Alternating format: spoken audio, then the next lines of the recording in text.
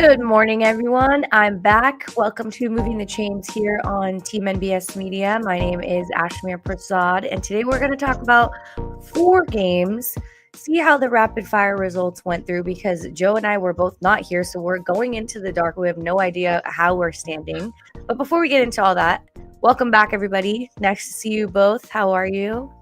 Doing well. Good morning. Good morning. Good to be back. Glad to have the team back together. Well, we all had good reasons not to be. Well, you guys had good reasons not to be here last week. I made it back in time. You know. I know you were like, "I'm gonna be there," and we were both like, "Never mind, we can't be there." Jet lagged and all. I made it. You had the You best held reason. it down. You held it down. I watched the show. All, congrats on the Hall of Fame induction again, for sure. Thank you. Like I said, this 6 months has been a wild ride. Now that it's officially all over with, it's like, okay, now back to regular life. Here we go. No, I feel like that's a great way to close out 2024. Like all your hard work is paying off. Indeed. So congrats. If you didn't get a good look at it on the internet, so there's the Hall of Fame link. Oh, wow. Yeah. I didn't break mine. I'm sorry. I don't have anything. By far the biggest ring I've ever received. So this is like, okay, I was like, it's about the size of my championship ring. No, it looks nice and well deserved. All right. Let's see what our standings look like, Jeff. Please. We are so intrigued. Well, there's a lot of shakeups. And let me fasten my tie here. Oh, no, I knew it was going to happen. That's right. You knew it was going to happen because I went 11-2 last week. You went 7-6. Woo! I have a 4-game lead on you in first place all alone. It feels so lonely here at the top. But nevertheless, I am at the top. I am at the head of the table. So I'm feeling good about that. But guess what? I'm not the only one on the move. Joe has climbed into third, and Greg has fallen to the bottom now by 1 game. So Joe is going to be on his P's and Q's to maintain that, and he's going to keep hoping that Greg's lone wolves keep blowing us for flow. So we've had a lot of shakeups. Ashmere, don't worry. You're not out of this game. You're right there with me. You're right. Trust me, you're in the position I was in for so many weeks where I was like this close to catching you, and I couldn't get there. Well, trust me, I'm being on my P's and Q's to make sure I stay here now because I'm not going to. Wait, I'm like so confused. What did I pick last week? Believe it or not, you and Joe had very similar picks. That is like some of the worst picking I've ever done, I think. Yeah. No. We've had some real doozies on this one. Early in the season, it was weak. I don't think we had anybody at 500 at one point. I think that just goes to show the breakdowns really influence like where I'm going after we talk, because you think about something by yourself and one brain is not enough to make these decisions. I'm still living in shame for my back-to-back Giants picks, so I'll just be quiet until the time. No. That's so far gone. Don't worry about it. It got you. Even with all that, you still rose out of it. Even when you were having those Giant picks, you were still going like 10-2, 11-3. You were killing it other than those risky lone wolves. It made you decide to think with your football brain and not your heart, you know? You even said it. You're like, that's it. That's enough heart picking for me. For sure. Dang. Now I'm shook up. All right. I'm going to bring the heat onto you guys so we can talk about some football. Let's start off with our exciting Buccaneers and Chargers game. This is a game that matters to both teams. I mean, the Bucs are on a 4-game winning streak or a 3-game winning streak, looking to make it 4. Chargers got shook up a little bit against the Chiefs. Like, they really had that chance once again. I just feel like I'm crying at a blank wall every single week for them to lose. And I think this is a big year. Bucs lost a lot of offensive players for a while, and then they're turning the corner. So the Mike Evans return is a huge play. And I think for the Chargers, I mean, I really feel like the biggest problem is like Justin Herbert has people to throw to, but like, does he really? It feels like a Patrick Mahomes situation where it's like Justin or bust. So how can the Chargers just maintain that momentum that they're carrying right now? They're at home. They've been successful at home. There's Chargers fans coming out of the woodworks because they're so happy. So Jeff, how can the Chargers just really dominate? What is their number one thing they got to focus on to take over? Continue to pressure the quarterback. Continue to play mistake-free football offensively. I think when you look at the Chargers, they're not built for these big, high-scoring matchups. They're built to be in those grinded-out games, hold on to leads, and not allow teams to go out there and be prolific offensively. As long as their defensive front continues to pressure the quarterback, as long as they continue to not surrender the big play in the secondary, that's going to be the key to their victory going forward. They're running the ball very well. They're doing a solid job of protecting Justin Herbert. They can do a little bit better. Those young receivers are starting to make some plays for them. So I think the main thing is your offense is going to be a consistent offense, not a great offense. Your offensive coordinator is known for running the football. So I think that's what they got to continue to do. Continue to run the football, play good defense. Everybody always says complimentary football. That's got to be the thing for the LA Chargers. Well, we know Mr. Baker loves to bake, and he's been baking in the positives and the negatives. 3 touchdowns and 3 interceptions last week against my favorite team. They made it up the game for a while. The 3 interceptions really turned things around. What is the biggest problem for the Bucs, Joe? Like, what is their biggest flaw, you think? I just think I would say kind of an inconsistent play at Baker Mayfield. I mean, getting Mike Evans back, like you mentioned, is huge. He was definitely a main cog of the offense. They lost Godwin for the season. I think they found a gem in Bucky Irvin. The rookie running back has been playing really, really well, but I know he's kind of banged up, but isn't everybody at this time of the year? But I think for the Buccaneers, just they have to win the turnover battle. If they can win that and get off to a fast start on the road, they should be in pretty good shape. But Baker has got to bake without burning a couple of batches first before he figures out the winning formula. Yeah, I feel like that is against this defense who's been very strong. I mean, the Chargers defense is one of the best ones. Right now, they're leading the league in scoring defenses, allowing only 15.9 points per game and also 5th in sacks. So I feel like Baker's going to be taken over in this matchup. Who is one of the stronger offensive players for the Chargers? I really want to hear your guys' thoughts because right now there's not a lot in my perspective. And they have a new tight end just coming out, Sam Smart, I believe. So curious to hear who's their top guy for Justin. That's tough, man. Dobbins is banged up. The rookie receiver out of Georgia is banged up. The receiver from TCU, first-round pick last year. I mean, Jeff might disagree with me on this one, but I think this kid right now, early signs are maybe a bust, maybe a reach, drafting him as high as the Chargers drafted him. I think to your point, like you said, Ashmere, it really is Justin Herbert or a bust, and he's just hoping these guys can step up and make plays, and more times than not, that's not really happening for the Chargers. I think that's a tough question to answer, who the top offensive weapon is if it's not Dobbins. I agree. It's Justin Herbert right now. Dobbins would be the guy that would be equal to him when he's injured. And when you look at it, they have a lot of unproven guys that are trying to prove themselves. Well, Quentin Johnson, you drafted him for a reason, right? He's supposed to be the guy. He hasn't been that number one receiver yet, but he's starting to show some signs. There's plays that he's making. I think the biggest concern with Quentin is the drops. If you can clean up the drops, if you can consistently get the ball and finish catches, that's going to be the big thing for him.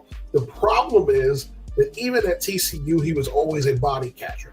And people don't understand that term. Of course, it's a scouting term. But those are guys that don't use their hands primarily to catch the football. They like to trap it against their body. Those are the guys that usually get you the most drops because they're relying on their hands and their body. Actual hands catchers catching away from their body, so hits don't matter. All right, so when they're made contact with, they don't drop it as often. When you're using your body, you get hit. The body's going to push the ball out. So that's why body catchers are not as desirable as hands catchers. He's not a natural hands catcher. He tends to use his body a lot. That's one of the reasons why he drops the ball a lot. So that's something. There's a trait in college, transferred to the pros, never really cleaned it up. So I think the drops are something you're going to have to live with. He just has to minimize them. Yeah, I mean, 3 drops a game is not something you should be proud of. I'm sorry. No. It's like Baker throwing 3 bad passes every game or game in and game out. And there's only one person I think we really let fly with that, and that's Jameis Winston, because he just keeps football fun and happy and lighthearted. And so you're like, he threw a pick six and then he drove down the field, scored another touchdown. It's fine. It's Jameis Winston. So I don't think you with that face. Yeah. Yeah. Yes, and his pregame speeches, I feel like You just can't be mad at him. I don't want to say this, but I am going to say it. Justin Herbert has thrown 335 passes without an interception. So clearly he's doing something right. His offense is doing right. And I mean, like I said, he's the number one guy for this team. So overall, without giving away your picks, what do you predict this game is going to look like? Let's start with Joe. I think that the Chargers are going to make life very difficult for Baker Mayfield and the Bucs. I'll leave it at that. What about you, Jeff? Well, if you're on heart medication, this is not the game to watch because it's going to be one of those last-minute knockout, drag-out brawls where you'd be wondering if your team's going to pull this one out. So if you have a sensitive heart, pick another game to watch. This ain't the one to watch. Yeah, there's plenty of good matchups today, so I would advise to not watch this one as well, especially if you're a Bucs fan. I feel like it could go in the opposite direction. Okay, I'm giving it away. I'm going to hand it off to Jeff now so he can tell us what our team chatter is of the week because we have a lot of things to break down. You got it.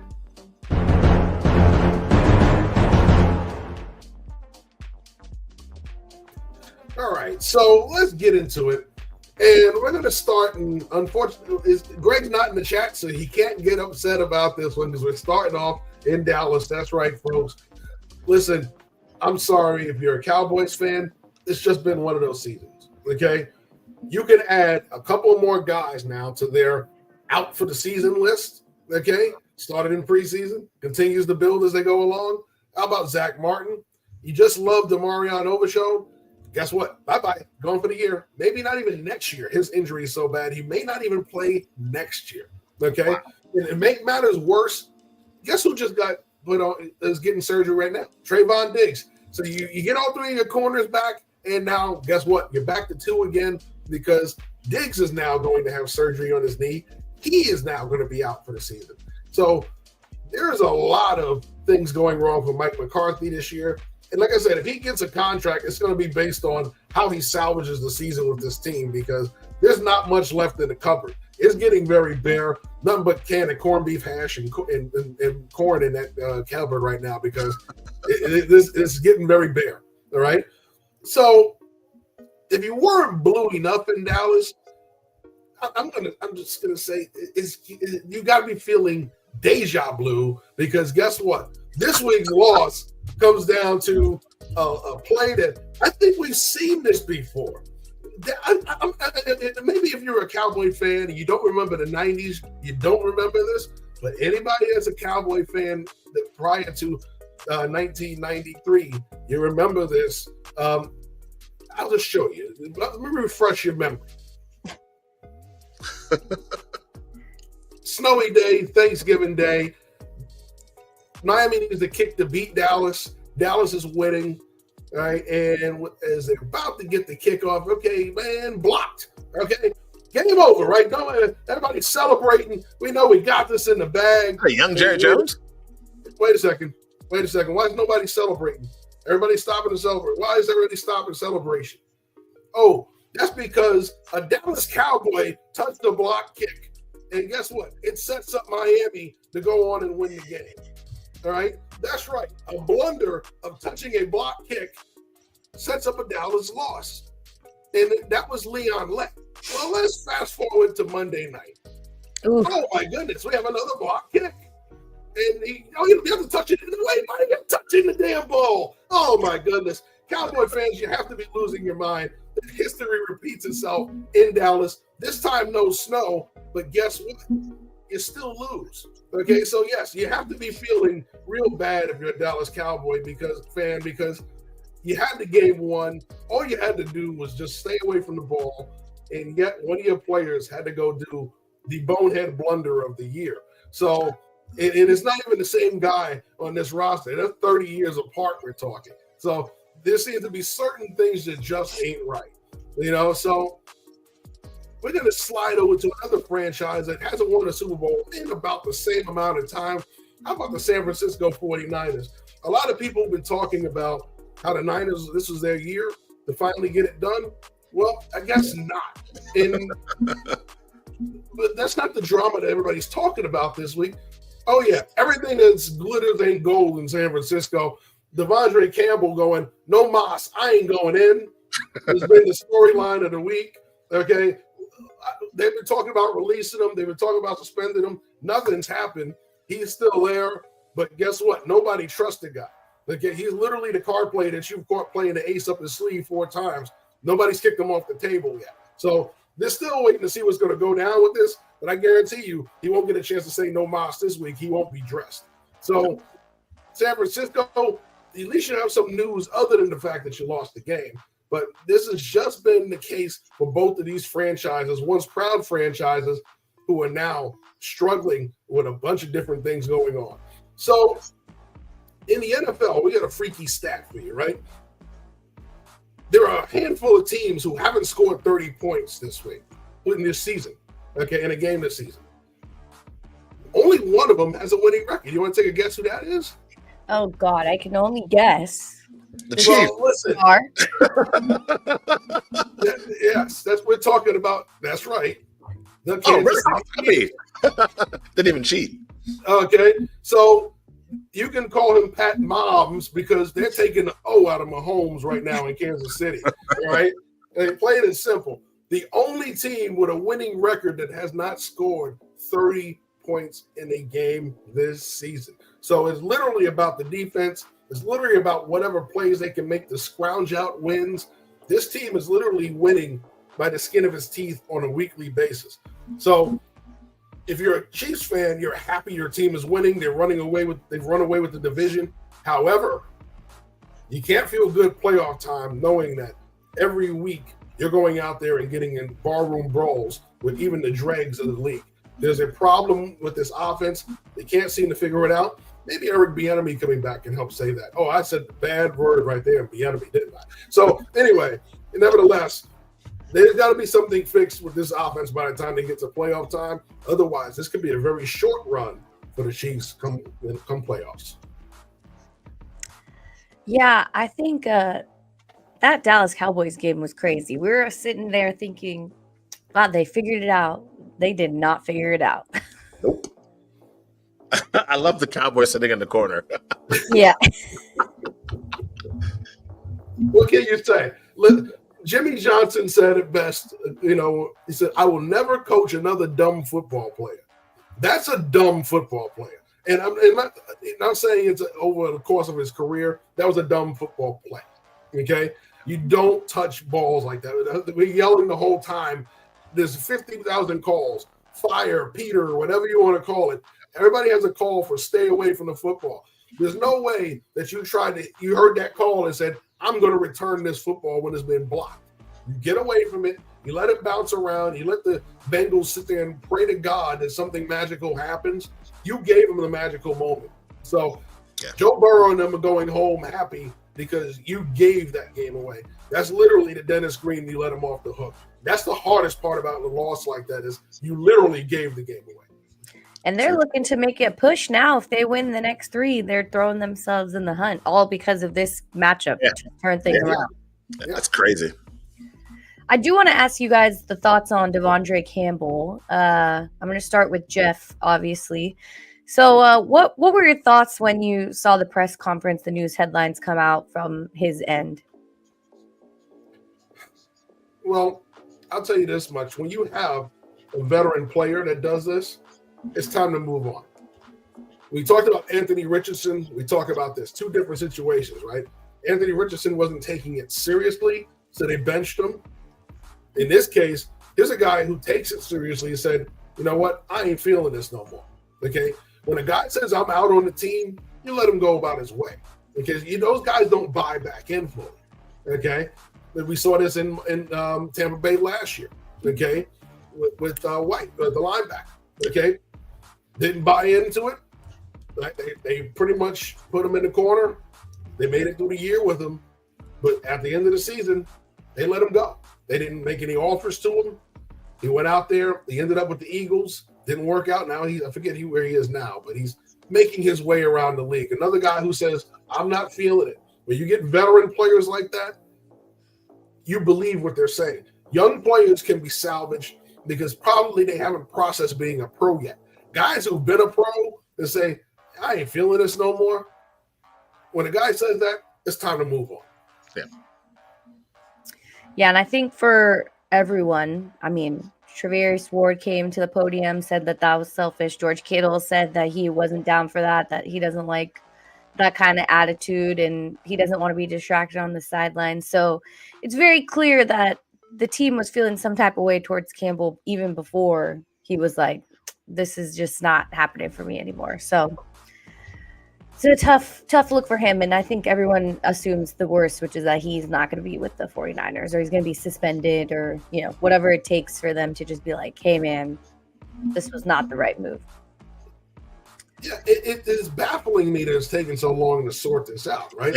Same. You know what the contract is. You know what the cap hit is, okay? At this point in the season, it's not like you can mitigate much of it, okay? Yeah. So what you're doing is, okay, you should have had this conversation the day after this happened. How do we move forward? How do we release them or just suspend them and move on? Because I tell you right now, it's going to take a mountain of trust and to rebuild all of that. And that takes a lot of goodwill and a lot of time. You don't have time, and there ain't enough goodwill in the world with the time you have remaining. So at this point, you cut bait, you move on with a younger player that you have on your roster. Okay, if you need to sign a linebacker, not that there's that many on the street right now, you're most likely going to go out there and use a guy off your practice squad that you believed in, that you believe he can be a quality special teams guy and provide depth for you. But it's a veteran player that didn't work out. You took a chance on him, didn't work out. Move on with it. And it's that simple. You're getting healthy. You're getting all your guys back. All your linebackers have come back for the most part. So I think that's what his biggest problem was, is that, all of the guys came back and I'm not the guy. So if that's the case, we'll go off somewhere and try and beat a guy somewhere else. We need to keep moving forward. We need to keep this train rolling, and you're not helping. Joe, you want to follow up, or are you all I mean, I just don't see how you can have him on your squad still. I mean, when I first heard about this and first saw the first two people's names that popped in my head, you think about Ward, think about Trent Williams, who actually who lost children recently and are still coming to practice, still playing, still suiting up. And damn well they're going through it every day. And to Jeff's point, think about the people on the practice squad that can't suit up, that don't get an opportunity because of Campbell. And when you get the opportunity, you just throw it away and squander it like that. I mean, this guy needs to be gone yesterday. Send a message to the rest of your veterans, to your young players, to your entire squad. This won't be tolerated.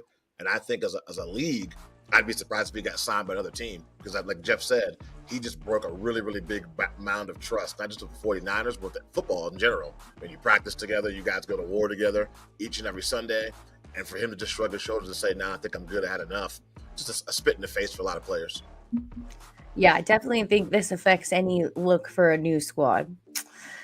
One thing we didn't bring up was the A.J. Brown, Jalen Hurts drama. I feel like no matter what, you can guarantee some type of Eagles tea throughout the season. It's like death, taxes, and Eagles cooking things up in the locker room.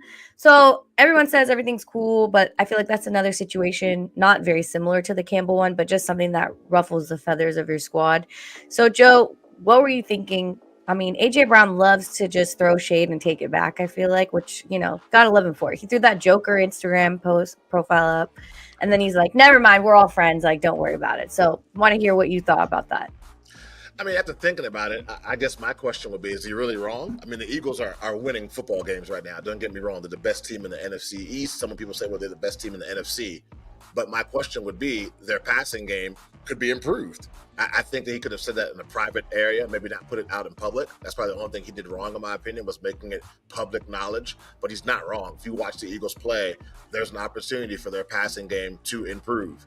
And if I'm A.J. Brown, I know I'm on a great team this year. Our goal is to win the Super Bowl. Well, for us to be the best versions of ourselves, we have to have an elite passing game, and we're not there right now. So I don't think his criticism was wrong. I think the form he decided to say it in was the wrong form. I would have pulled Jalen to the side, team meeting, whatever. I don't think I would have done it the way he did it. But I don't think he was wrong in his view. The passing game needs to be improved.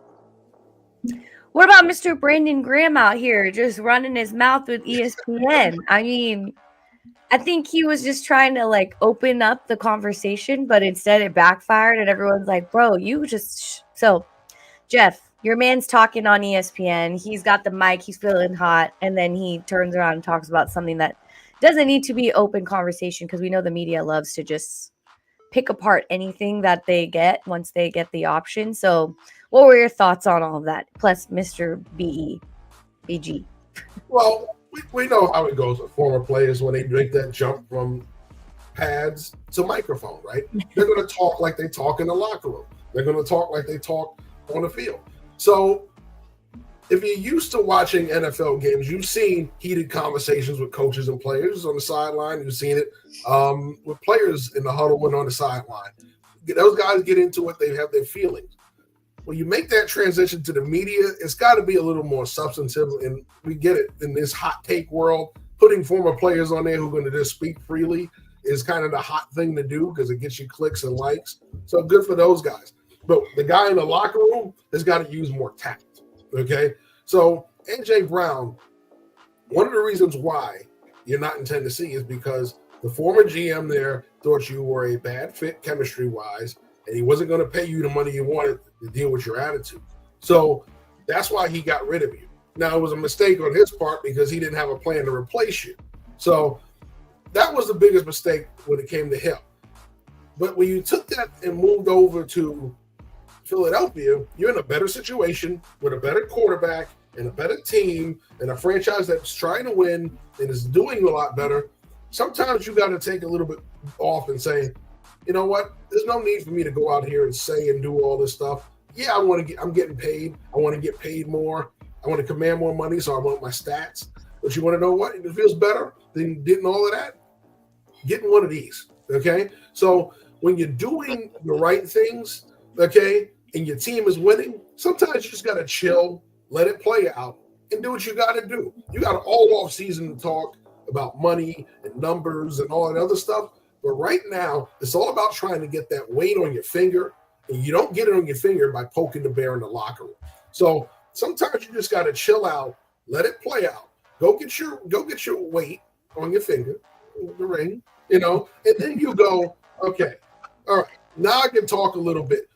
Don't be the T.O., okay? Everybody loves T.O., but T.O. never got a ring. Why? Because T.O. liked to talk too much, okay? The Eagles could have gone back to a Super Bowl the year after they lost to New England, but no, he had to talk all season and poke the bear with his quarterback, and it got him sent out, okay? And then he ended up without that same quarterback and without that same team, and he didn't go back to another Super Bowl again. Why? Because he talked himself out of situations. Don't talk yourself out of a very good situation. Learn when to talk, learn when to be quiet, go out and get your ring. The ring does all the talking for you, and it'll get you more pay. Well, we're obviously going to talk about the Eagles game. But first, we've got to hear from our favorite girl, Christy Love, on our Week 15 parlay. So we'll be right back. What up, y'all? It's your girl, Christy Love with Team NBS Media, and it's another day, another parlay that we hope to slay. Let's get into it. So, Prize Picks has a free pick. Patrick Mahomes, 0.5 passing yards. Like, come on. Next is Derrick Henry, anytime touchdown. Like, he's pretty much got a touchdown in almost every single game he played this season. So, then we got Bryce Young for more than 15.5 rushing yards. He's going to get out that pocket and scramble. Guarantee lock. If you have a platform that has a money line, I will pick the Panthers over Dallas money line. Just my opinion. Then we have Nick Chubbs for over 38.5 rushing yards against Kansas City. Then I had Drake May for 30 rushing yards. And if you guys saw my last episode of Foul on the Play, me and my co-host was talking about who's the better receiver between Jamar Chase and Amon St. Brown. So I put him on my slip to see is he really about that action. Use promo code Team NBS to get this free money to gamble. Bye, y'all.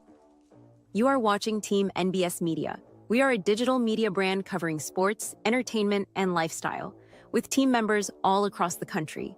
Through our written content, podcasts, and video content, we bring you fresh and professional content.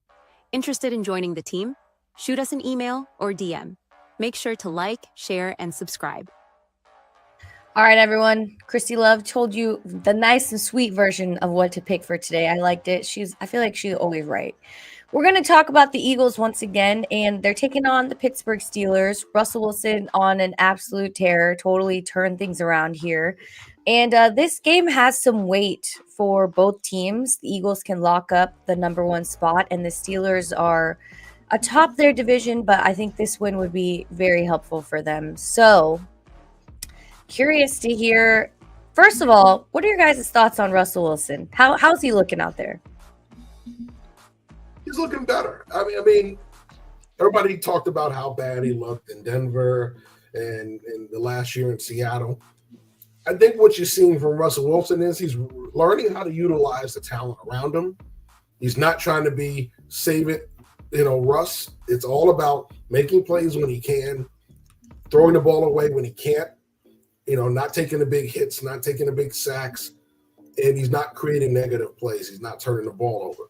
That's allowing them to play within their defense, and they're playing a lot better. They're finding big plays down the field because he is extending at times, but he's not overextending to the point where he was running around too much and taking the big hits and fumbling the ball and turning the ball over. I think that's where you're seeing the biggest improvement in Russell Wilson. What about you, Joe? This game is going to let me know how I feel about Russell Wilson. I think this is a big test for him and for the Pittsburgh Steelers. Feel-good story. Mike Tomlin never had a losing season. Rah, rah, rah. That's great. Eagles are a different animal. The same way when it came to my Commanders, I was like, okay, on the road, going to Philly, we're going to find out if we're, like Christy Love said, are we about that action or are we not quite on that level yet? And we found out for the Commanders, we're not on that level yet. I think the Steelers, it's the same thing. They've made some moves. They put themselves in position to make the playoffs. Now you're playing up against one of the elite teams in the NFL. A win would be huge for not just their confidence, but also quiet down a lot of the outside noise. And I think if I'm Russell Wilson, this is a nice chance for me to show everybody in the league, my teammates, that I am back. Yeah, I might not be able to scramble as move as fast as I did during those Seahawks Super Bowl seasons, but I'm definitely not the washed-up quarterback that Sean Payton and other people said that I was. I didn't realize both teams are in Pennsylvania. So when I saw Mike Tomlin was like, this is the Pennsylvania State Championship, I like that. I feel like this is a true test, as you're saying, for Wilson's. I think last week he was scrambling pretty well. I don't know. He's definitely done better than I thought, because I was one of the people that said, no, let's not bring him in. I'm not a believer. And now I am a believer, as they would say. So the Steelers haven't won in Philly since 1965, while Russell Wilson has never lost to the Eagles. So one team obviously has got to go home the champion. I'm going to give Joe the Eagles today. Saquon Barkley dominating, but we were touching on the lack of the passing game. So do you think AJ's chatter is going to pick things up today? We'll see. I mean, I would hope so. I mean, Jalen Hurts, I think, is really one of the better quarterbacks in the NFL. I was talking to my friend Mark Wilson the other day, and I was saying that what I've seen from Jalen Hurts is not a lot of passes over the middle. I think he thinks about those seasons he had where there was a lot of turnovers, a lot of bad decision-making, which led to interceptions. Maybe he still got some trauma from that, so kind of gun-shy. I think the biggest thing with Jalen Hurts is get that back foot planted and get the ball out. Just release the ball faster. I think he's holding on to the ball a little bit too long. So I think that little push in public from A.J. Brown, we'll see if that's the difference or not. But I think that this is a good opportunity for the Eagles passing game to take another step forward. And Saquon's just been dominant. I mean, the Steelers could say what they want about their defense, T.J. Watt, all that rah-rah. We know you're going to get at least 2 or 3 jaw-dropping moments from Saquon Barkley. Just been a fact this whole season. But I think for Philadelphia, yeah, it'd be nice to see that passing game take a step to another level. Yeah, as a AJ Brown fantasy owner, I'm waiting. Like I've been waiting for a while now. So for the Steelers, they've got one of the top defenses. I mean, I think this is going to be a game where Hurts is going to look like he's a little afraid to toss that big ball down the field. So curious, Jeff, for the Steelers side, I mean, you got one of the best defenses out there, and this is your time to shine. So what does it look like for them to just take over on an Eagles team that's on like a 9-game winning streak right now? Well, if anybody has the defense that could slow down this this Philadelphia offense, it's the Pittsburgh Steelers, right? They're playing a lot better up front. They're healthier again, so they have all their pass rushers back. So they're going to be able to create pressure with 4 on Jalen Hurts. And they do a solid job of stopping the run. They don't get run all over. They may give up some yards here and there, but they don't get run all over. Not like the Ravens, who can get gashed for 150 yards at times. So what you look at with the Steelers team is they go out there and do what they do. They play defense the way they like to play it, aggressive, tough, a little too tough at times if you look at some of the penalties they get in the secondary. But overall, they play some really stout defense. Then they go out there and they play complementary offense. They get the big plays where they can get them. But they've become a lot more methodical, a lot more consistent at moving the ball in chunks as opposed to big plays. They go out there and get that 10 yards at a time. They're finding the first downs. They're moving the sticks. They're getting longer drives. So to me, that's what Russell Wilson has brought to the table for this team. We were talking about with Justin Fields. They weren't doing that enough. They weren't ending in the end zone, long drives. They weren't getting the big plays consistently. They got some, but not a lot. You're getting a lot more of that now with Russell Wilson. Like I said, he's not overextending. He can still get away from a rusher or two, but he's not going there holding on to the ball 6-7 seconds. He's throwing it on time on the short stuff. When he has to extend, he's extending, and he's trying to get outside. And once he sees that there's nothing there, he's throwing the ball away. He is not trying to run. He's not trying to cut back and extend it some more. He is now just saying, I'm going to live and play another day if I don't get this going the right way. So while they may struggle with some of the guys getting down the field, look for Pat Freiermuth to be big today. Look for those running backs to make the catches out of the backfield and help things out. They did not get the big play as far as throwing it vertical with no Pickens, but what they may do is get Freiermuth up that seam to catch a 15-yard play and turn it into a 30-yard play. They catch one of the backs out of the backfield and turn a 5-yard catch into a 15-yard catch. These are all plays that matter during the game and during a drive. Yeah, I think no George Pickens, but Pat Freiermuth, I believed in him in the beginning of the season. He just didn't have that QB to get him the ball, and I think this is a huge matchup for him. And also for Mr. Watt, who has 9.5 sacks on the season, tied for 7th in the NFL. So I think that's going to be a strong hunt against Jalen Hurts today. I'm curious to see who everyone picks in this game because I think this is going to be a very difficult matchup, especially in Philly. Let's move on to our third game. I mean, there's just too many good games to talk about today. We had to drop another one. So let's break down. What do I have here? Oh, okay. Jordan Love and Mr. Seattle Seahawks. They're coming back. Geno Smith last week did an amazing job. Absolutely took over in a game that I picked the Cardinals to win. That was my mistake. So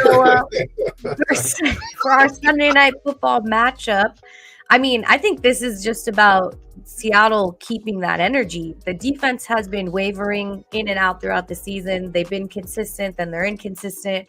The Packers have done one thing consistently, and that is dominate on the offensive side. So if you're Seattle, you're coming off that big win against a division team. You're leading the NFC. This is like a true test to see if you're really the best team in the West.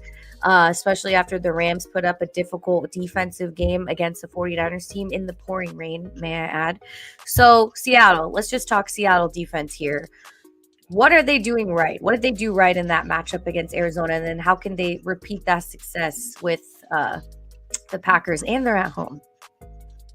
I would say if I'm Seattle, don't allow any big plays from the Packers offense. Like you talked about Jordan Love slinging the rock all over the place. Unless you're a real NFL fan, most people can't even name Packers receivers. But they make plays. So I think if I'm Seattle, I have to limit those big explosive plays. Try my best to keep Jacobs under wraps with the running game. And then Geno Smith, just don't force the ball. Let the game kind of come to you. They have a really solid running game in Seattle. Of course, DK Metcalf, the wide receiver out of Ohio State. I don't name Ohio State players' names since I'm a Michigan fan. He's having a really good season. Just got to keep those guys. You have to keep those guys in check and don't allow explosive plays from the Green Bay Packers. If the Packers are getting those big chunk plays early and Geno is forced to kind of force the ball and do some throws he might not want to do, that could spell doom for Seattle. And I think that no one's talking about the Seahawks' new head coach at all. Youngest head coach in the NFL, kind of off to a bumpy start at the beginning of the season. He has definitely, in my opinion, righted the ship and has these guys playing really solid football heading towards the end of the season. But yeah, if I'm Seattle's defense, I have to limit Green Bay's explosive plays. What are your thoughts, Jeff? Or do you want to go on the other side of the ball and hit the Packers? Well, if I'm Green Bay, it comes to finishing a game, right? We've seen them go out there in some tough games this year, a couple against Detroit, almost pull it out, but go out there and lose it in the end. I think right now, sorry, dry throat, talking too much. I think what happens is these guys have to go out there and consistently finish games. Sorry. They're not doing that. If you're not finishing games, you're not going to win big games. And right now, what they're struggling with is getting stops on defense at the end of ball games. You got to go out there. Excuse me. You got to go out there, and you have to go out there defensively and close out games. It's a lot easier to go out there with the ball last and get the winning field goal or finish in the end zone. Those are easier than going out there and stopping people. They've got to figure this out. They have the defense to do it. They're not doing it. And that's part of the reason why when it comes to these big games, they're coming up short. All right, let's give Jeff a moment to catch his breath. I've been there. Don't worry about it. We all have. I think this is the year of running backs returning because Josh Jacobs, we're not giving him enough credit. He has made a complete 180. He was phenomenal with the Raiders, but I think he's being utilized much more in a team that was looking for somebody to turn things around. And I'm not saying things were bad last year on the running game for the Packers, but I think Josh Jacobs is similar to Saquon and Derek, where he's like able to just break through multiple tackles. He's just got that ability to carry through and really dominate. So Jordan Love right now is first in yards per attempt, second in EPA, and third in passer rating over the last 4 games. I mean, I am not going to give up my prediction, but I am thinking that this feels heavily favored in the Packers offense. But yeah. What are your overall thoughts on Jordan Love? You happy with how things are going? My fantasy football quarterback. I've not been, besides the games he missed, I'm completely fine with it. And and the thing about him is you have to remember, he doesn't have a lot of starts under his belt. So every time he's playing, he's learning something new about how the NFL works, whether it's getting better at reading defenses, getting ready better with his receivers, anticipating where the receiver's going to be before he throws the ball. You talked about Jacobs. Jacobs is a really good receiver out the backfield, in my opinion, learning when to dump it off to his running back. So I think that the rest of the league should be afraid about how much Jordan Love is learning every single week. And it seems to be a really, really competitive guy as well. If you saw him on the sidelines when he's been banged up and they've taken him out of plays, he's not on the sidelines smiling. He's upset. He wants to get back in there in the battle with his guys and try to get the win. So I think if I'm a Green Bay Packer fan, I got to be pretty excited with what I've seen with him so far. And like I said, Jordan Love is going to learn something every single time he takes the field. Sling the rock, Jordan Love. Sling that rock. It's true, though. I mean, could you name any wide receivers on the Packers? Mr. Dontavian Wicks, absolutely. They may not be elite, but I can name them. They just they plays. They plays. Yeah. Yeah. You need the guys to go out there and make plays, and the guys that can do it without elite receivers. Sometimes it's because of the scheme, sometimes because of the quarterback, right? You think of Mahomes. He does it without a lot of elite receivers.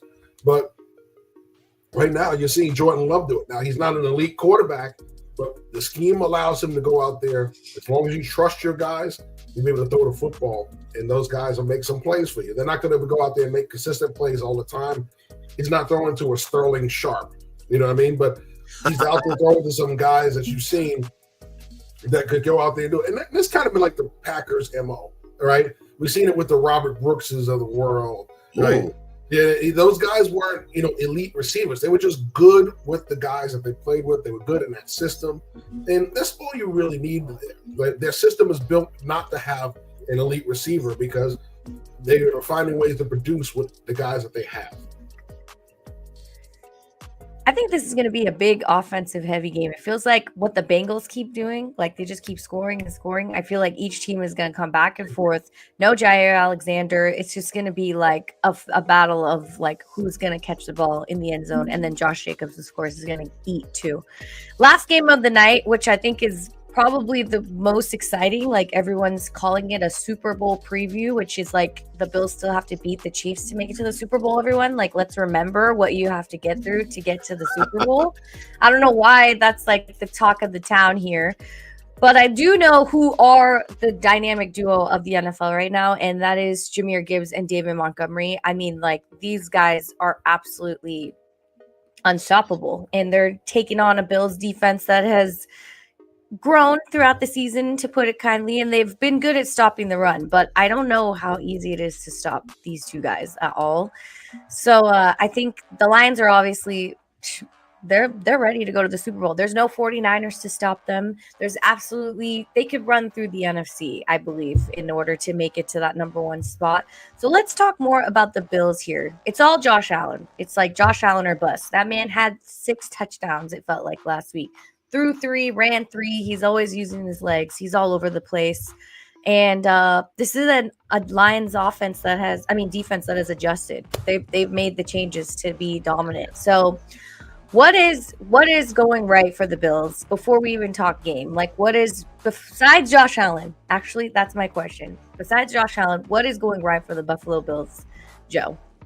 Well, I would have said before last week's game, their defense improving, but the Rams definitely showed that their defense still has some work to do. But I think this is a really big game for the Rams coming off that loss last week. I don't think anybody saw them, at least I didn't, listen to the Rams. If you want to be a serious Super Bowl contender and represent the AFC, what a statement game this is, playing against the best team, arguably, in the NFC. So I think for the Buffalo Bills, this is a bigger game than it is for the Lions. Like you said, the Lions are on a mission. Even if the Lions were to lose this game, it'd be a bump in the road for them. They still have the same mission. I think if the Bills, you got to have a little bit of a uh-oh, here we go again type of feeling. I've been saying it all season when it comes to Buffalo. I got to see it in the playoffs. I think that Josh Allen's probably number 2 in my MVP race standings right now, but I have to see it in the playoffs. And there's a chance you might meet these guys, the Lions, in the Super Bowl. So what better way to show them that, hey, we're not going to take you lightly, and we're also able to go toe-to-toe against you in this game. So I think for Buffalo, you have to make up and shake off that bad taste you have in your mouth from last week's loss. And what a loss it was. Jeff, what are your thoughts on what is going right for the Bills, excluding Josh Allen? The fact that the guys around Josh Allen are playing up the par. We talked about it all offseason. What are they going to do to replace Diggs? What are they going to replace Gabe Davis with? We talked about the losses of this offense. And what we've seen is they found ways to get more production out of the guys that they have. Shakir, the tight ends, Kincaid and Knox, the backs they have in Cooks and those guys. All of those guys have seemed to elevate their game to help Josh Allen go out there and produce the way he's producing. So if you're going to have that happen, it's got to start with the supporting cast. We always talk about quarterbacks and not having a supporting cast and not making plays. Well, this supporting cast is. And when you have that happen, you have young players go out there and step up and make plays to help their quarterback. You'd be surprised the amount of success you can have. So kudos to, one, the Buffalo Bills for drafting the way they have, but 2, trusting in these young guys that they have. They didn't overspend to keep Gabe Davis. They didn't want to deal with Diggs and stuff anymore, so they moved on for an older receiver. We believe in the younger guys we got. Well, the young receiver out of Florida State, Coleman, is playing well above what a lot of people expected. Yes. Okay? Right. Shakir has become a premier slot receiver, one they haven't had since Beasley. Mm-hmm. You're starting to see the young guys in Buffalo step up, and their names on the back of their jerseys are becoming more and more known. Yeah, they're stepping up at the perfect time. But you know what the defense is not doing? Stopping the run. I feel like this is I don't even know actually how Detroit got so lucky to have this game at home. Okay, like we know how Jared Goff is in cold weather in the outside world, and the fact that he is this deep in the season and the league was like, you know what? We want to see this actually happen indoors because we want Jared Goff to have all the success. So, I mean, I'm not going to give away my pick. I feel like I'm saying that in everyone, but I do think the Lions dynamic duo is going to absolutely obliterate the Buffalo defense. I mean, they're vulnerable against the run. One of the league's worst, allowing explosive runs of 10 yards or more. So, and that's a guarantee when you're playing Jahmyr Gibbs. That guy knows exactly what to do. Like I just said in the other matchup, it's like the year of the running backs. It feels like they're coming back. Everyone said the running game was dead. No. There are a handful of RBs out there that are still able to cook. So, I mean, you could talk about the Lions. Let's hear what your thoughts are. What is the rest of the season looking like for them? They got to close things out and just take over as they have been. So, offensively, everyone's firing on all cylinders. I don't know, whatever you guys want to say on the Lions. I would just say the biggest thing from the Detroit Lions is stay healthy. No more injuries. We lost Hutch. There's a chance Hutch could come back.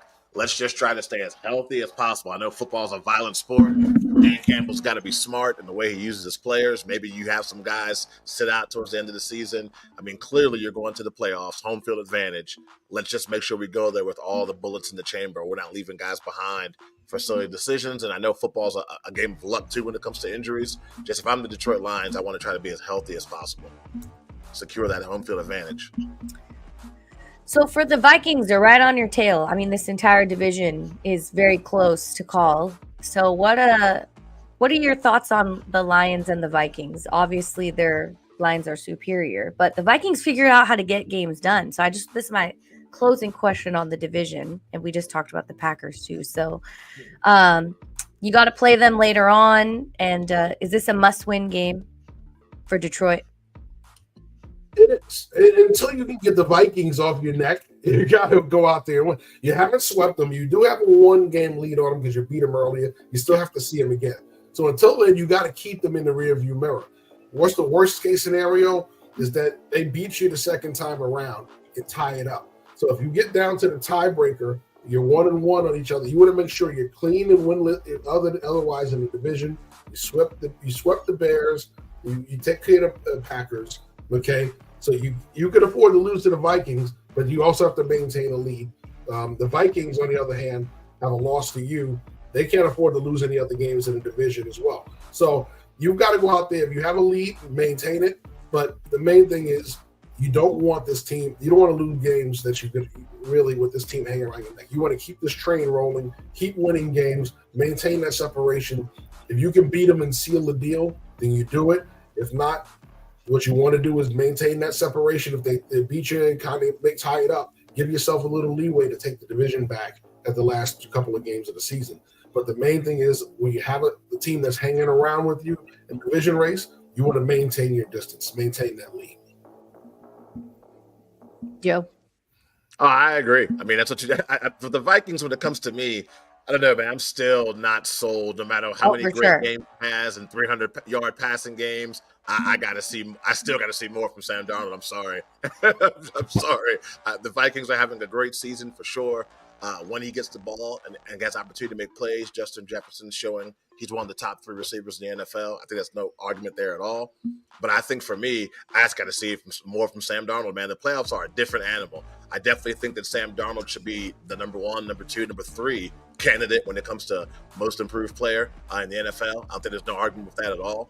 And like you said before, if somebody asked me today, who do I think the better team is, I would definitely go Detroit just because that defense is really, really nasty. And then their offensive line is one of the better offensive lines in the NFL. I think they can do a really good job of taking care of Brian Flores and whatever he wants to throw at them. So if they play today, I would definitely take the Detroit Lions. Well, luckily, the Vikings are taking on the Bears, and we love to see a good division matchup. And I think Christy Love would love to see a win. So let's roll into our rapid fire picks because that's the best way to close it out. And I'll show our standings, even though I'm not pleased with them. But then I'll hand it over to Jeff. So I went down bad last week. I was out on the road, and that clearly shows what I didn't know. That was my rhyme of the day. Bars. Yeah, well, listen, sometimes when you're in the room, you kind of believe what the consensus believes and you roll with it. Sometimes when you're on your own, you leave it to your own thoughts and your gut wins. And sometimes the gut can be wrong, But you have people to talk about, okay? You were on the show. Yeah, but the beauty of it is, I look at the matchup and it dictates for me. So it don't matter what anybody else says. I look at that matchup and say, I like what they're doing because of blah, blah, blah. So it's the matchup that dictates my pick. Now, early in the season, we saw what happens when we were still trying to feel these teams out. Yeah. My picks were everywhere because these matchups were like, ugh, this should be an easy win. I mean, everybody watches this team that was a unanimous pick get smoked. That's what happens early in the season. But now I got a good feel for everybody, and the results are what they are. So, yeah. Listen, don't blame the. This is my comeback. Game. I was in a hotel room making my picks. I'm home. I'm in home base. I'm ready to rock. These are my comeback picks for sure. Never blame Vegas for getting it right. So So here we go. We're going to start this off with Carolina hosting Dallas. Greg has already sent me his picks. So Greg's picks are already in. He's going Carolina. I like what I've seen the last 2 or 3 weeks from Bryce Young, so I'm gonna go with the Panthers. I mean, they've been so close. Almost beat the Chiefs. Don't forget that. Okay. Yeah, I'm gonna have to go to Dallas. And it's a home game. Oh yeah, come on, Panthers. I think it'll be a fun game, though. If you want to watch some fun, free-flowing football, I think that's where you got to tune in. Yeah. Listen, I've been inspired by Carolina the last few weeks. I know Dallas, when we talked about more injuries for those guys. However, they lost to a very good Cincinnati team that played bad early in the season. It's getting a lot better. They had a chance to beat them. We saw the dumb play that led to their downfall.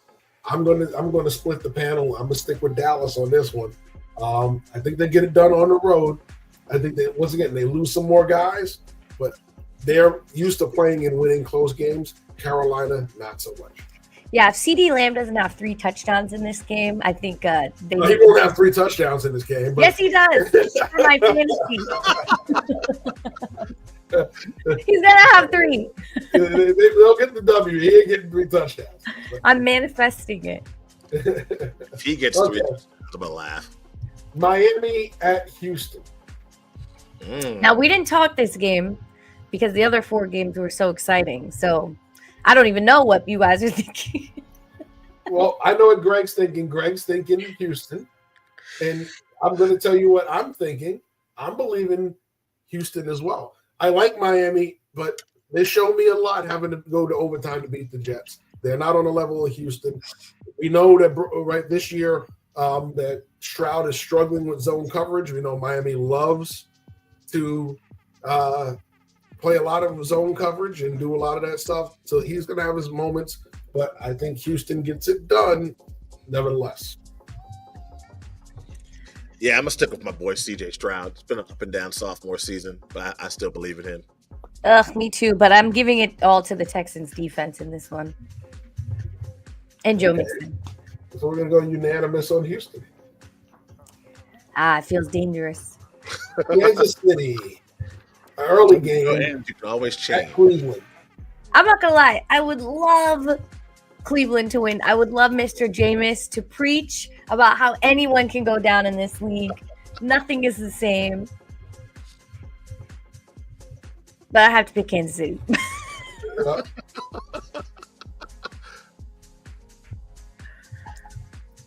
Yeah, I'm not going lone wolf on that. I'm going Chiefs. I am not going lone. Isaiah Pacheco, another week to get healthy. There is any team that's proven this year that when they're counted out, they can go up against a big dog and win. It is the Cleveland Browns. But usually that's in their division. This is outside the division. So therefore, I thought you were going. I was like, man. Team. Honestly, if Njoku was playing, I would have a different pick. I would definitely think Cleveland would be a bigger win here. And I know that's crazy, but he is doing so well with Jameis. Like, the connection is there. Yeah. Okay, so a surprising uptick in the Jets versus the Jaguars. They were in Miami last week. Now they come to the northern part of the state to take on Jacksonville. This game's are tickets to this game free? You just show up and they just absolutely not. Should be. Absolutely not. Shad Khan has a stadium to pay for.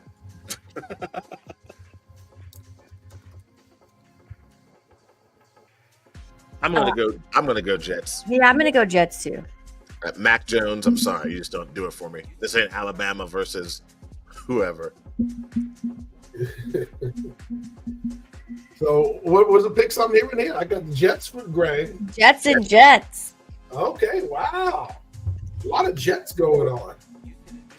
Well, I'm going to tell you what. I lone wolfed on the Jags last week and won. Oh, God. Right? I took them against Tennessee. Do I feel that confident with the Jags against the Jets? Not so much. A 10-6 game? You're gloating about a 10-6 scoring game? They won. That's all that matters. We're not predicting scores. We're predicting wins. Yeah.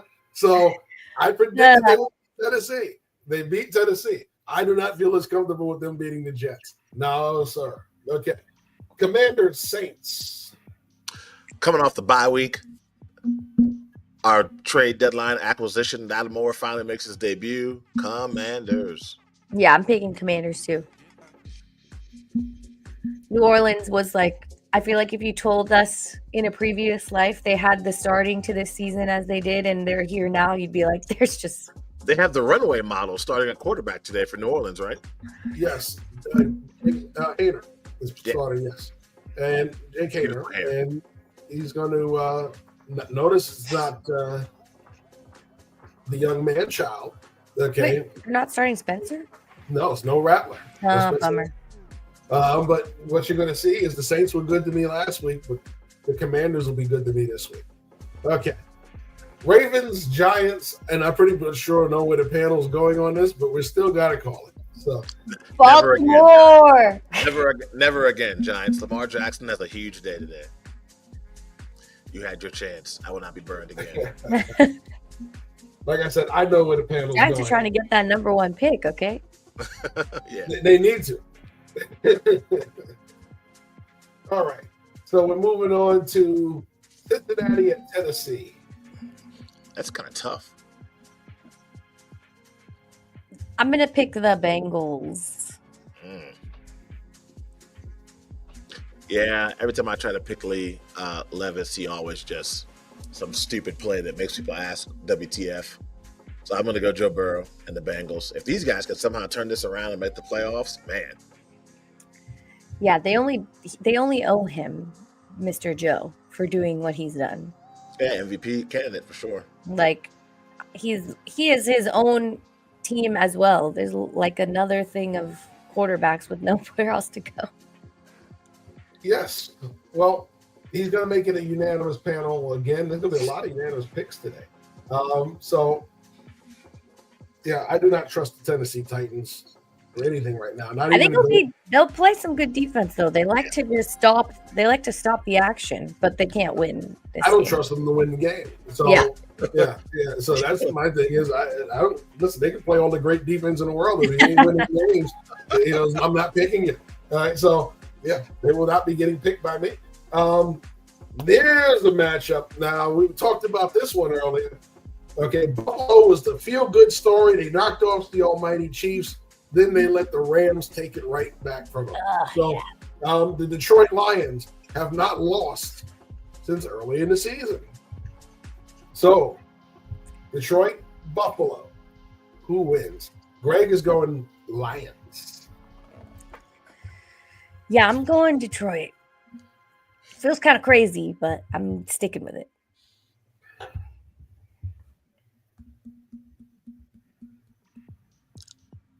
All right, Josh Allen, don't let me down. Go on Buffalo Bills. Woo! Make a statement today. Today is the day. Make a statement. A right kind of statement. Joe, I'm feeling that, big brother. Because if you got to lose, you lose out of the conference. And I believe the Lions finally lose today. And they do it out of the conference where it doesn't hurt them. They lose to the Buffalo Bills. All right. Another tough matchup. Split the Tampa Bay Bucks go out west for a late afternoon matchup versus the Fighting Hardballs, the Chargers. It's tough. Greg is going Bucks because he just can't pick the Hardballs. Yeah, whatever.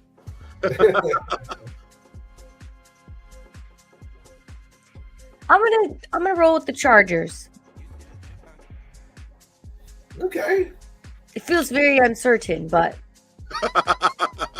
I'm just going to stick with that. I'm going to go San Diego just because they're at home. Okay. Call it a San Diego. Go with the home team. San Diego, LA, whatever. San Diego, baby. They're Insta fans. Buckified was really pressing me this week. Am I picking them versus the Chargers? I said I hadn't decided. Well, I decided yesterday. I didn't tell him. right? But I'm telling the world now that they are going out west, and they will fall to the Fighting Hardballs. Once again, if you're going to lose outside of your conference. This is one of the last tough games the Bucks have. So they could afford to lose this game, go back into a tie with Atlanta if Atlanta wins, right? And then come back out on top in the later part of the season when Atlanta has the tougher opponents and they have the easier opponents. They have division opponents going out, right? So they need to finish with a better record than Atlanta. I believe they could lose this game today and then come back and win a division the last couple of weeks of the season.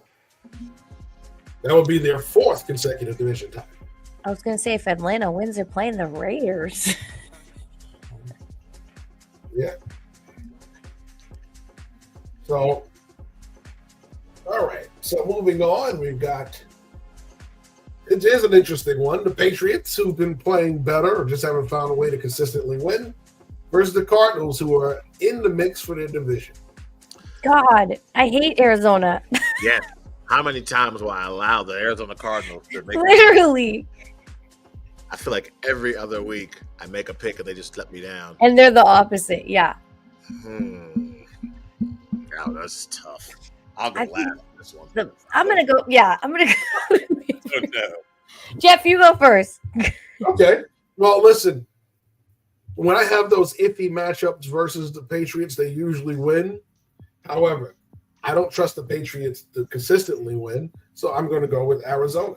Now, I wouldn't be shocked if somehow New England pulls this out, but right now, when I look at the matchup, Arizona should win this matchup. Patriots are coming off a bye. I'm gonna go New England.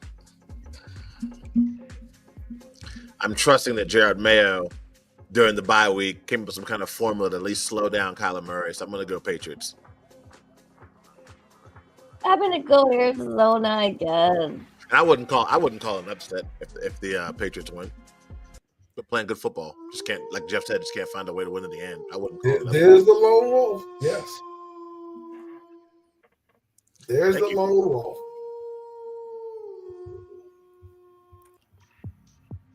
So Joe Lone Wolf's on New England. Okay. I'm kind of there with you in spirit, you know. Shout out to Steve Atkinson. I know it doesn't count.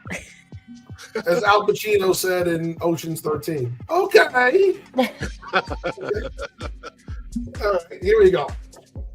Indianapolis, Denver. Denver's been resurgent. Indianapolis, left for dead, is just 2 games behind Houston with a division lead. So once left for dead, and everybody said they were done. Anthony Richardson's not going to be the quarterback. He comes back. They're fighting for the division going down the stretch versus the Texans. So I just want you to know, if the Colts win, they have a 52% chance of getting into the playoffs, and the Broncos get to 51%. If the Broncos win, they're a 91% shot.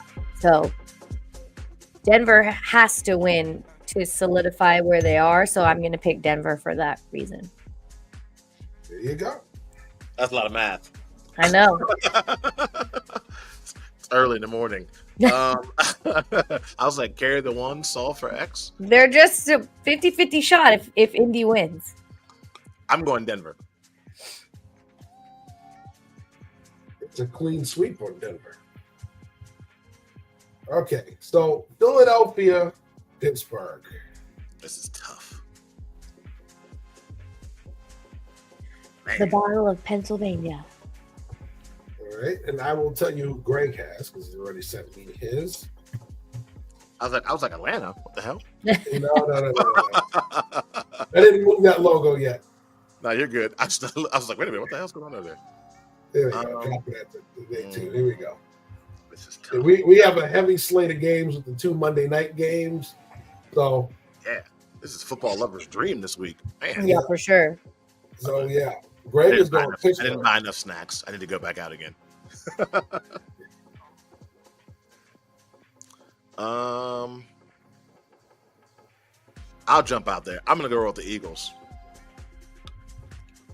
Jalen Hurts, show them what you got.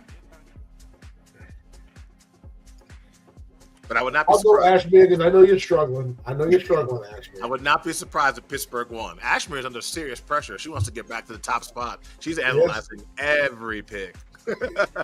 That's how you do it. That's how you get back there. She's not jumping out the window. Jeff was like, "I'm gonna take them out when they're both out. I'm gonna take them down." What I'm going to do is I'm going to tell you right now. I'm going to go Pittsburgh. Yeah. I think that Pittsburgh gets it done. Yes, it's in Philly, but I think right now they're playing well enough to go into Philly and get the W. If you're going to go into Philly, you've got to be able to play defense and get it done. Right now, I think they're playing very well. They can go in it and get it done. Right now, we talk about the passing game for the Steelers. For the Eagles, not having his best moments. They could slow Barkley down with their running game. Although Rico Dowdle did beat him up pretty good early in the season. I think that was early in the season. Right now, I think Barkley's the guy that they got to stop. They can come up with a plan for Barkley. They just can't go out there and get the stupid penalties in the corner or the corners. So, and I think not having Dallas Goedert is big. That's one of the big X factors for him because he's such a tough matchup on the inside. Him being injured has been the thing that hampers this Eagles offense. So I'm going to go Pittsburgh in this one. Oh God, I'm gonna pick. I gotta pick Philly. I just think it's been 59 years since Pittsburgh won there. If Jalen wants to make it to the Super Bowl, he has to beat this team. Like, there's just no way about it. So we're split on that one. Okay. I feel very uncertain though. So we're talking now Green Bay at Seattle. I'm gonna tell you right now, I'm picking Green Bay. I'm gonna get that one out of my way. Yeah, same. I'm going Green Bay. I think that they have too much offense. Lumen Field is gonna look not lit up because it's gonna be sad down there. Great story so far this season for the Seahawks. Which is all fun and dandy, but you lose today. Sorry, Mina Kimes. So 2 Green Bays. So she actually picked Seattle, and she was like, I didn't pick them because of the favorites. She's picking them because Jair Alexander is out. Okay. Yeah, they found ways to lose tight games, but guess what? So has Seattle. I'm going to go Yeah. Green Bay. Yeah. And Greg's pick was Seattle. So he's going to lone wolf. Greg is lone wolfing on the Seahawks. Good luck. He's with Mina Kimes. Yeah, good luck. All right, here we go. Chicago, Minnesota. Oh, Vikings run away with this game. Yeah, I'm going to pick Minnesota as well. Sam Darnold might throw another 5 or 6. Steve, we're picking Minnesota. Vikings win this one easily. Nice televised scrimmage. Well, if we had the Will Smith gift, put some respect on my name, keep my Vikings name out your mouth, that would have been the gift that he would have been talking all season long. Because last year we were talking bad about the Vikings. This year we're talking good about them. So unanimous on the Vikings. Atlanta, Vegas, I'm pretty sure we're all going Atlanta on this. Am I correct? Is the Swami correct on that? Or I need Vegas to lose so they could draft a quarterback. Jeff is an idiot. Who's the quarterback for the Raiders? It is Desmond Ridder. Desmond Ridder. Well, this ain't Cincinnati playing in the American Conference anymore. This is the NFL. So because of that reason, I'm going to pick the Atlanta Falcons. That was a great story when he was the quarterback for Cincinnati, but unfortunately for him, he's graduated and moved on. They get a beating today. Okay. The Thursday night matchup, the Fighting Harbaughs host the Chargers. Ooh, the Battle of the Ducks. That's a big game. Yes, it is. Antonio Pierce makes it to another season for the Raiders. Oregon versus Oregon. I think he will. I think that they're committed to building long term, so I think he will. But it wouldn't shock me with other people coming in and having voices in that organization. Nothing shocks me that the new people coming in wanting to say in ownership. If I was the Raiders, I'd back up and wanting to bring in other people that lead it. So that's happened before. I'd back up the Brinks truck and bring in Johnson from the Lions. That's just me. There's talk about it. This is tough. Well, let me see what Greg has here. I'm going out the window. Give me the Broncos. Okay. I'll jump out there. They both have pretty good defenses.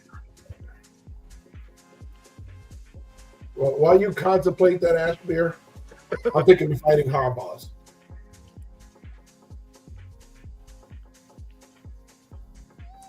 You know, I would love to see Herbert get it done. You know what? I'll just pick him. I'll just pick Justin. There you have it. Feels wrong, but it could be right, you know? We have a few minutes to change our minds if we want to before this thing is set in stone. I don't know. I think the toughest one is the Bucks, and the Lions, right? You guys pick Buffalo. The Bucks and the Chargers. Bucks and the Chargers. I can't. No, yeah. I think because you guys picked Buffalo, I was like, should I pick Buffalo?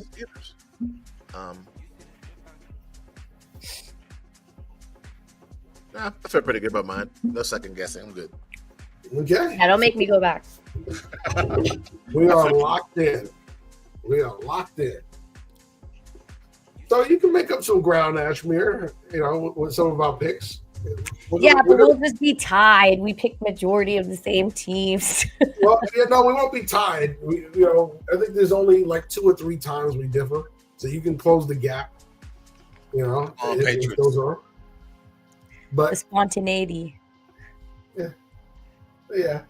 I mean, y'all guys didn't lone wolf a lot, and Greg was lone wolfing a ton the last few weeks. So that was the big deal for Greg falling out of the lead. He kept going with these crazy lone wolves, like 3 picks a week.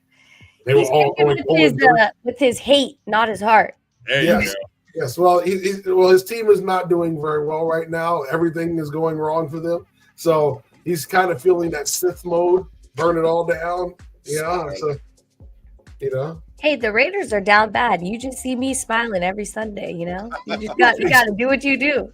You expect that because they haven't figured out how to win yet. They haven't figured out an organizational structure to win yet. So that's a whole nother story.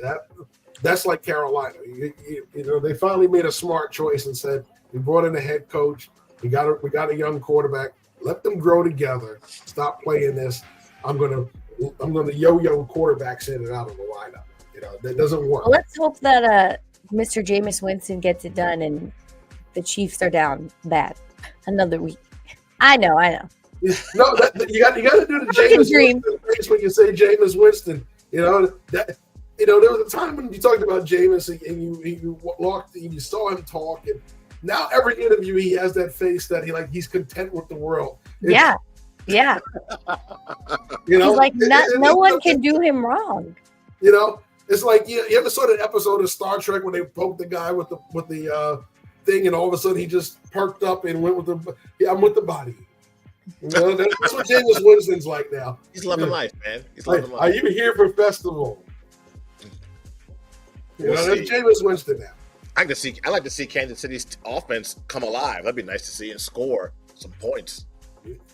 I don't want none of that. I don't have the deep Chiefs hate that you have. Yeah, I don't want none of that. I want it all to explode in Cleveland, okay? All right, guys. We've got, 20 minutes to kick off, and we all need to get settled in. So thanks, everyone, for tuning in. Thank you to the 2 of you. Once again, a fabulous show. I learn every day, and I love learning with you guys. Thanks for everyone here. I'm trying to find... it's fine. We'll see you guys next week on Moving the Chains. Be sure to like, subscribe, follow everything for Team NBS Media. We've got people all over the place writing, covering sports. It's a fun place to be. If you're interested in joining, please reach out. We're here for you. Have a great Sunday, and we will see you next week.